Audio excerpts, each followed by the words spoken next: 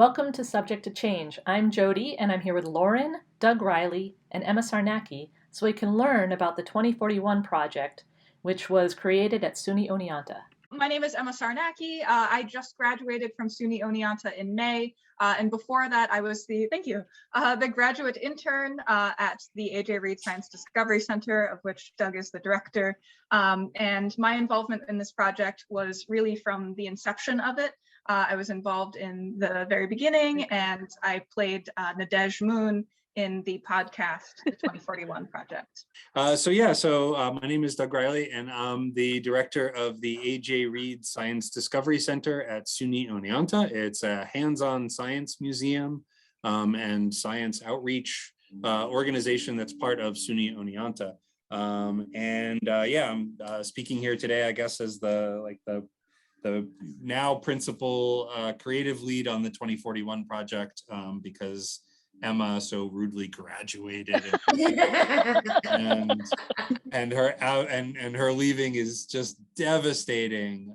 Please don't forget to like, comment, and subscribe. When you see the little microphone in the lower right, click on that to learn more. We're so glad you're here. So how did this project begin? The origins of this project are murky. They all exist in the pre-pandemic time. Like the dun dun dun, right? So I think there's a lot of things that sort of contributed to the genesis of the project, but I think one of them came out of a reading group that actually Emma was part of. It was a great sort of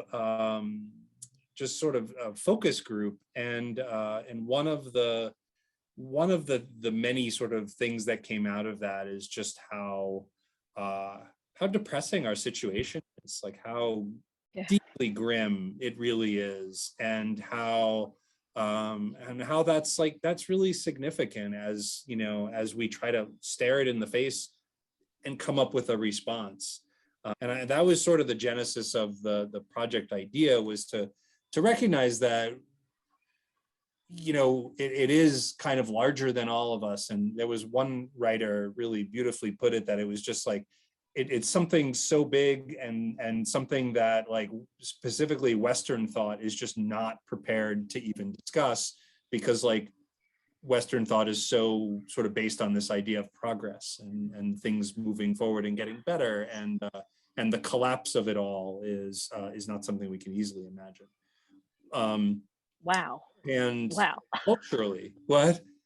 I said, wow, that's most people, and I think part of what we're facing is most people would see and recognize the trauma and the depression and the challenge and protect themselves by turning away from it and ignoring it. And yet, the little I know about 2041, you've done quite the opposite. Focusing a little more on thriving. Like, our culture is really obsessed with like apocalypse, right? Which is the other side of that coin. Like, while like it's hard for us to really imagine everything ending, we do love to play with that idea, and we play with it all the time. Each one of us could probably name a dozen apocalyptic movies right now that have caught the public's attention right out of the gate, but finding movies or books that have a positive, granted not an easy, but a positive future picture, that's much harder to do. Mm-hmm. It's not, why isn't it as much fun to represent hope? What we've tried to do is take the reality and paint a bleak picture of the next 20 years, but then try to like get people to really imagine like the response to it, and to like see some good in that, and actually that's sort of the idea, is to say like, yeah, like we're not going to get out of this without sacrifice, without loss, without changing things, without giving things up. But and there's going to be pain. People are going to lose their homes and their lives and their natural environments, and it's not going to be easy. But like, can we envision positive aspects of like having to face that, and can we find a better sense of purpose together as a community? And maybe that would be something that would actually enrich people's lives, to feel like they're actually part a multi-generational project. That's really, Yeah. what we haven't done is we haven't played out the scenario of like what survival really looks like. So how do you create a whole world for people to explore? The first thing we do, we do a sort of a collective world building activity where we have a timeline for the next 20 years that involves a lot of things. Some, really cataclysmic, and some very hopeful and positive, but a lot of cataclysm. And then we encourage people to contribute to that. And so it's not a totally open-ended universe. There is sort of some canonical pieces to it, like any good world building. Part two is we ask our participants to create a character in that universe, kind of like you would create a character in the Dungeons and Dragons universe and say, oh, it's a cleric, and but there's sort of a form we've created where people can make choices, including like sociological ones, like, look at the timeline and talk about one of these big events that really shaped your character and personality, your childhood, that kind of thing. And then the character form asks them to sort of, pick, like, how are you helping? What is your role? Are you an engineer on a carbon scrubbing tower? Are you a seawall worker? Oh, things. yeah. And so that just helps people like position themselves or a kind of a fictional avatar of themselves or alter ego in the world. And then the next part of it is to get them to kind of play that role a little bit. And there's a variety of ways we do that. So it's about playing out different scenarios. One of them was we did a panel discussion where we were, where it was set in the SUNY Oneonta of 2041. And there was an issue that we all had to discuss from our points of view, which was that some students were refusing to live in dormitories and they were living at our college camp property, like out in the woods in tents, because for a variety of reasons, but largely motivated by a rejection of sort of modern living and wanting to be closer to nature and figure out a more intimate sort of lifestyle and relationship to the environment. And the question was, should the college approve this and allow them to do this or not? And there was a variety of perspectives. And so we're at that point, what we're trying to get people to do is sort of live and play in this sort of fictional future, so that it starts to feel a little real to them. Like they can imagine, like, oh yeah, I can imagine being a graduating senior at SUNY Oneonta, and then choosing like where I'm going to serve my national service year. Am I going to work with refugees, or am I going to work on transforming farming in the New Farms Administration, and am I going to work on a seawall, that kind of thing. The project itself has been self-evolving. Is this more of like, is this more like a Sims style game of sorts? Because you're saying to create an avatar, like at first I thought it was like a podcast, and then I was like, okay, but you make an avatar, like what is it? It's more of a like role-playing type game. If you have been introduced to, I think Doug, you were mentioning Dungeons and Dragons earlier. It's more of creating the idea of this character, and you're totally on the right track to be like, what is this project? Is it podcast? Is it workshops?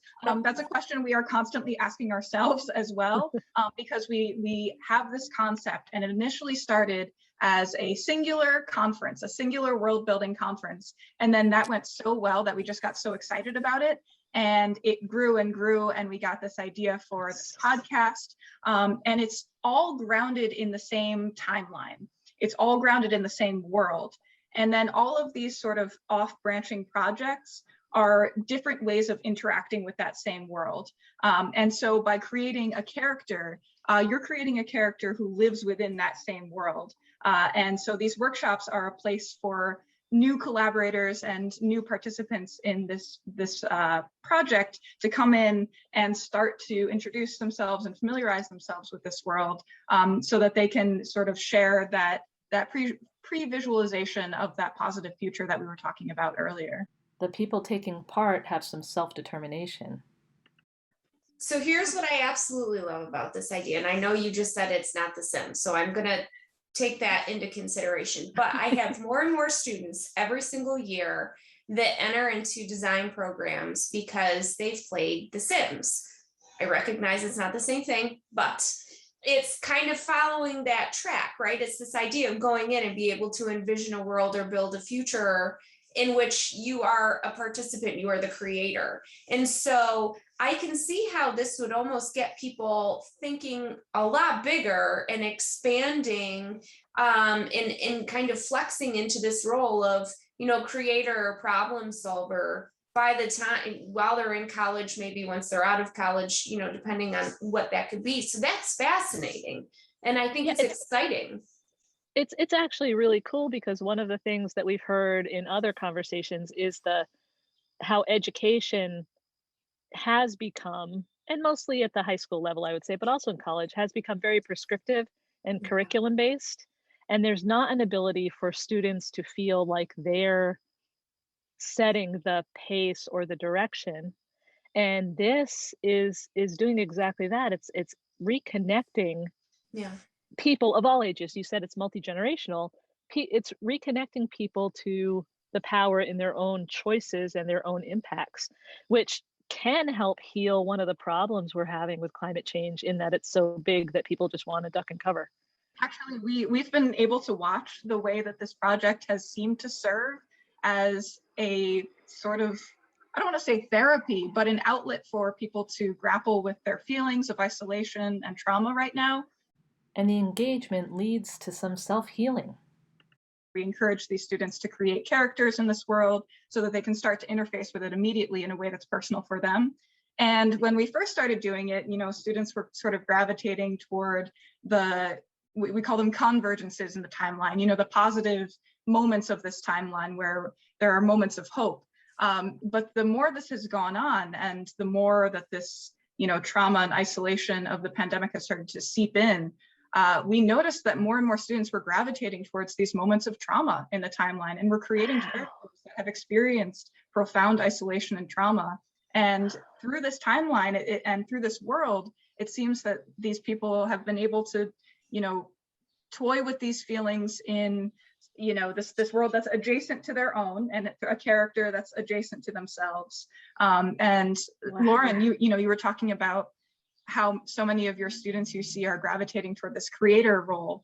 And, you know, Jody, you were talking about these students wanting the sense of agency again, and how it's so important to bring that back into education. And I think that that's something that's been successful with this project as well, is to help bring in that sense of agency and power over this situation where it feels like there is very little.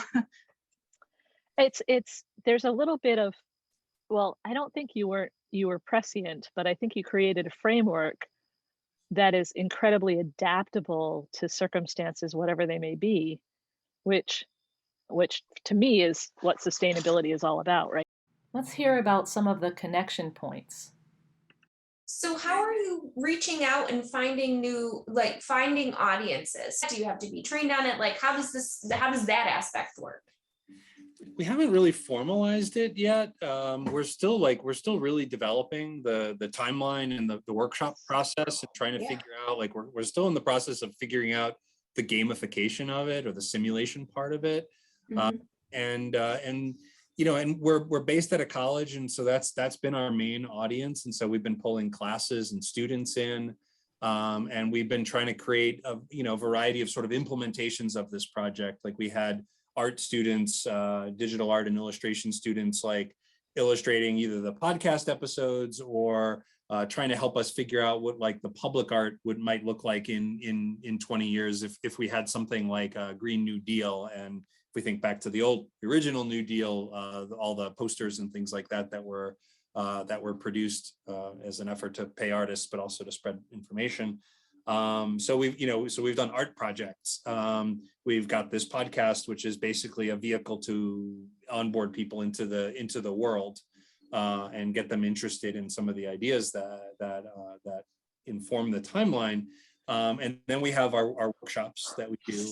Then coming up in the spring, we have this immersive theater project that we're working towards, where the idea is People are going to come to our physical science building where I am right now, where the Science Discovery Center is, and we're going to take them on that onboarding process and show them like a little 5-minute movie that introduces them to the world of 2041, or the Oneonta of 2041, and then take them through a little character building activity, and then introduce them to a guide from the year 2041 and have them actually walk them through the building to see a bunch of kind of or take them through a bunch of different experiences, like they're going to see a song and dance performance that's being written in honor of Gaia Day, which is what we imagine Earth Day might become in 20 years if it takes on a more spiritual dimension.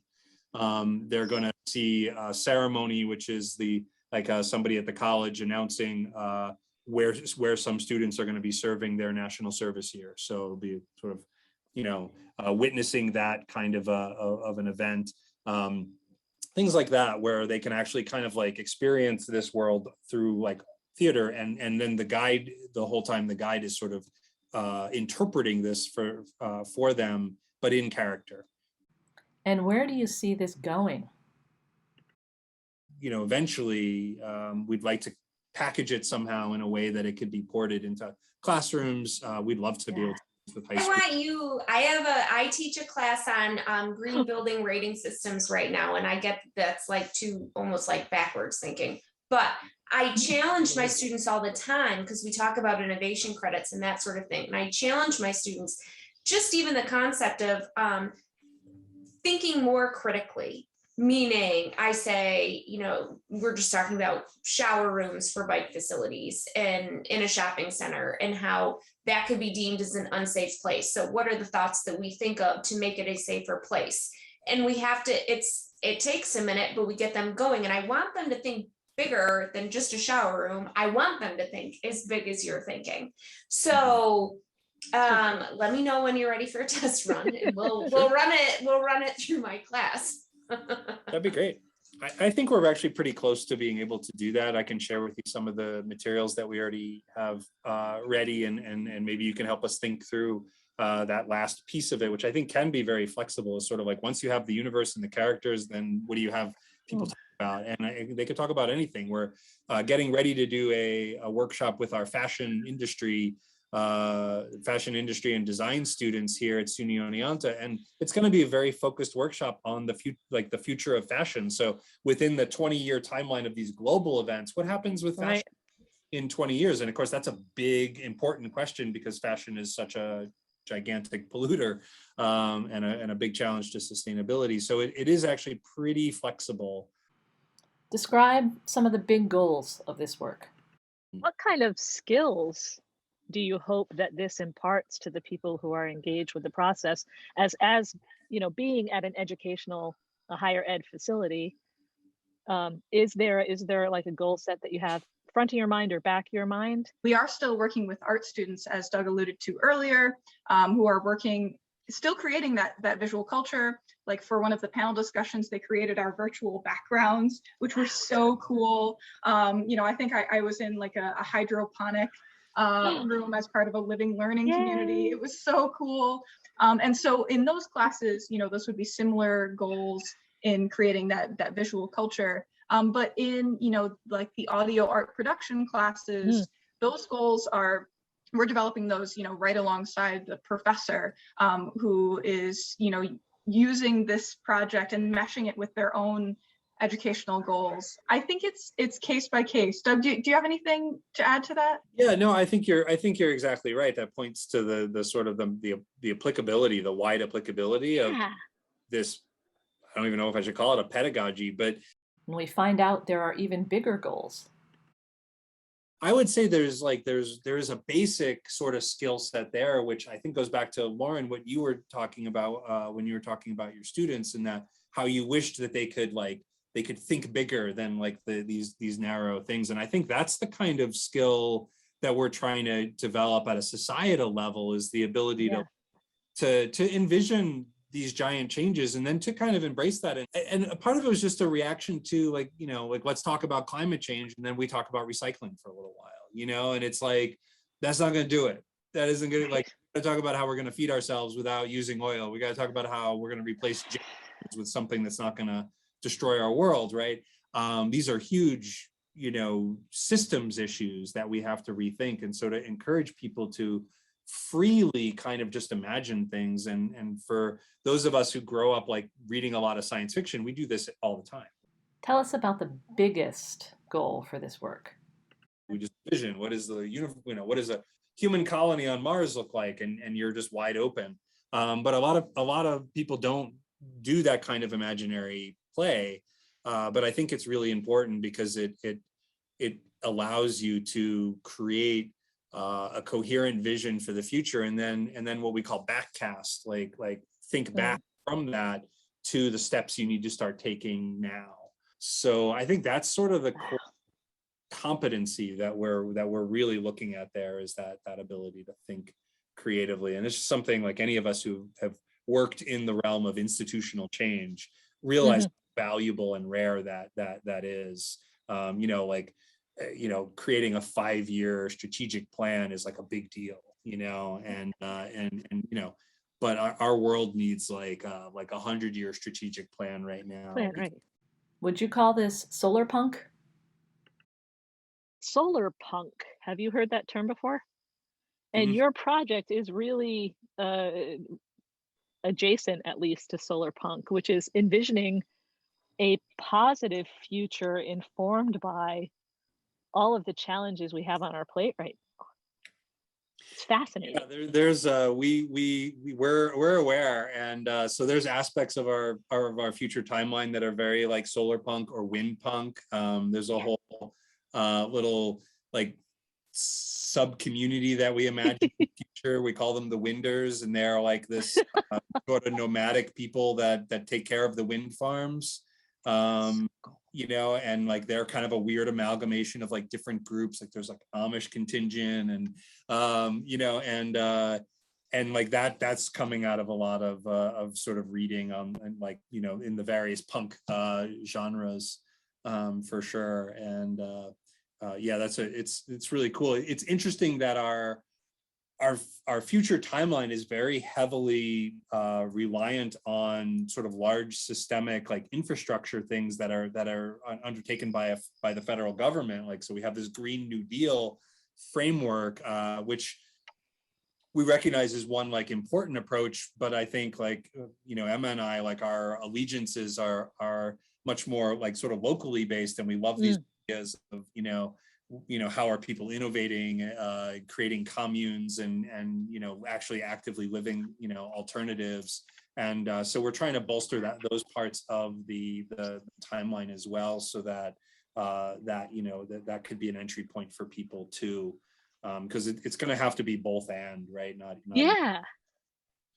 yeah, that's really fascinating, because you're right. It's just like sustainability traction in a business or in a community. There has to be like a champion leader push from above, consistent messaging. And then there has to be the grassroots efforts, which are not comprehensible by the leader, but support the leadership, and the leadership supports those grassroots efforts. It's really both. And I think that's one of the big challenges of sustainability as a whole, is people think that somebody just has to flip a switch somewhere and say, do this. And really, no, you know what? That's not what's going to happen. We need to figure it out, and figuring it out is not flipping the switch. It's a process of messing up and doing it again, and talking with your neighbor, and then trying something else. And let's get back to that podcast. Where can people listen to the podcast and also engage with you? Yeah. So the podcast has actually the first season's been put up on iTunes, Audible, Podbean, Google Podcast. Now, if you Google search 2041 Project Podcast, you'll find links to it. It took a little while for the crawlers to get it, but they have it now. And we'd love it if you would listen and put a little note there. I will say that like the first season, like we were experimenting with a lot of different ideas and formats. And what we kind of created was like almost like a fictional This American Life, except like This American Life from 2041, where like Ira Glass is like, I don't know, 100 years old, but and I think it's a really awesome and really fun exploration of ideas. But season 2, which is, which we're producing right now, is actually going to have like a plot that's going to pull you through it. It's in the form of a mystery, as I mentioned earlier. So because somebody's missing. Somebody's missing. Nadej Moon, who is Emma's alter ego, the podcast host from the future, has gone missing, and That's awesome. Another student has been tasked with basically finishing the season, while she's also thinking about like where Nadej might have gone, and it's really fun, very fun to write. We absolutely wish we had more time to talk. I could talk to you guys for another 3 hours. I seriously. know. I feel like Yeah, you we guys could- have we could definitely blown my mind and made me think about even you guys. There's been a lot of conversations where I'm like, wow, I've never even thought of that. Right. Yay. The future, the world building is like such a freeing concept, because you can play with it. I love that we have to bring play back into the work that we're doing, so that we overcome the fear and understand that we have agency in the work. I think that's great. We've saved some time to hear about your heroes. Besides you guys, who are like currently my heroes. I mean, I guess I have two answers. My immediate inclination is I mean, this might be cheesy and it's going to make Doug uncomfortable, but I'm going to say Doug, because for the same reason Totally that I does. talked about, for the same reason that I talked about, feeling that anger and frustration, and then being onboarded to this project and having that totally turned around. I mean, what more of a gift is there than that? And I have been so grateful for the trust that Doug has given me in being a co-collaborator in this project. And so, it's really inspiring me right now. Robin Wall Kimmerer, which was a recommendation that I received as a part of this project. And she is this really extraordinary writer. I highly recommend her book, Braiding Sweetgrass. The opening chapter is all about how she, in her classes, what they imagine humans' positive impact on the world is. And overwhelmingly, the students said there is absolutely no positive impact of humans on this planet, and how shocking that was to her. And how she realized, how can you possibly train this next generation, future inhabitants of this world, without imagining that humans can have some positive impact? Yeah, there's in terms of heroes. Yeah, I mean, how can I not say Emma? But I will say that, like, if anybody is interviewing Emma for a job, you should just hire her. Like, just don't even wait for the interview. But Emma's brilliant, and she just has such a wonderful energy, and is just such a creative and critical thinker, and really, that was the 2041 project is definitely one of the creative highlights of my career so far. And Emma was a huge instrumental part of that, and just has so much talent and in so many different directions. So thank you, Doug. Yeah, you're welcome. But I will go back to the science fiction thing and talk about 3 authors that I think have helped laid the groundwork for some of these thought experiments. And the first one is Ursula Le Guin, who's just amazing, especially her more recent work, her short story. Right. So thought-provoking and just delightful in every way, and challenging. She's just willing to blow everything open and just say, let's imagine it like this and see what happens. Just great exercise for the brain. Along the same lines, this is like a current interest, but I've been really, really entranced by Octavia Butler's work recently.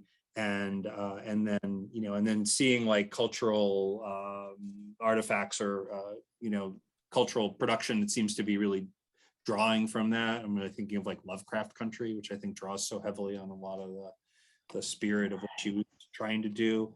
So that stuff's amazing. And then just to introduce one white dude character, but Kim Stanley Robinson has been really amazing about just sort of speculating about different ways of organizing our societies, different ways of reacting to climate change. She's done a lot of work, and I have to say that there are chunks of our timeline that draw their inspiration directly from some of his recent books on climate change, like Ministry of the Future.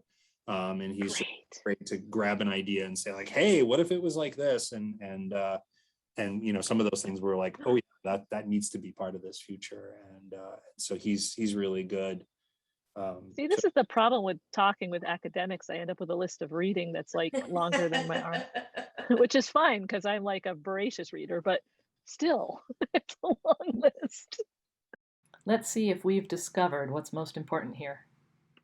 And what I've been hearing is that that just giving ourselves the right to look at a future as something we can craft is something that if everyone could come to that thought process, everything would change. Is that fair to say? I might have summed it up a little too restrictively. No, I think you hit the nail on the head. Okay. All right. I think your project is a fantastic vehicle for achieving that. Thank you. Agreed. I can't wait. Like, seriously, I want it to be like day one or like every freshman orientation. Like, you let me know when you're ready. I'm churning it out every single semester. So cool. Great applause and thank you to Doug and Emma and our listeners. Really appreciate it, and we're just thrilled to be able to engage in this project, but also just to share it with people.